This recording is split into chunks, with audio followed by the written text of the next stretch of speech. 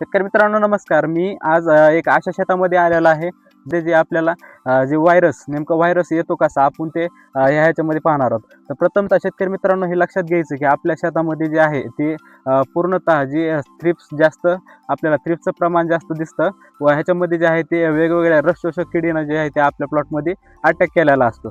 तर यामुळे जे आहे ते आपल्याला जे व्हायरस जे आहे ते सगळ्यात जास्त येण्याची जी संभावना असते आपल्याला तर त्या प्लॉटमध्ये आपल्याला जाणून येते. तर अशाच प्लॉटमध्ये आपण आलेलो आहोत ज्यामध्ये जी आपल्याला भरपूर प्रमाणात हा थ्रिप्सने अटॅक केलेला दिसून येतोय. तर ह्याच्यामध्ये जे आहे ते आपल्याला जे की चुरडा मुरडा रोग म्हणला जातो, जे की आपल्याला आता पानामध्ये तुम्हाला हे स्क्रीनवर दिसून जाईल.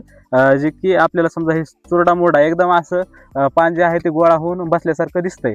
तर ह्याच्यावर नेमकं आपल्याला विलाज म्हणून नेमकं कोणतं कॉम्बिनेशन वापरता येईल किंवा कोणतं औषध वापरता येईल आपण ते या व्हिडिओमध्ये पाहणार आहोत. त्याच्यामध्ये जे आहे ते आपल्याला जिओलाईफ कंपनीचं जे आहे ते आपल्याला नो व्हायरस म्हणून येतंय. तर ह्याच्यावर जे आहे ते आपल्याला त्याचा स्प्रे करायचा आहे, जे की आपल्याला 3 ml प्रमाणे आपल्याला पूर्ण रानामध्ये 1 लिटरला आपल्याला या औषधाचं प्रमाण जे आहे ते या औषधाचा वापर करायचा आहे, जेणेकरून आपल्याला जे व्हायरस जर जास्त आलेला असेल तर ते आपल्याला कंट्रोलमध्ये येण्यासाठी याचा वापर करून घ्यायचा आहे. तशाच नवनवीन व्हिडिओसाठी शेतकरी मित्रांनो या चॅनलला लाईक सबस्क्राईब करून घ्या. धन्यवाद.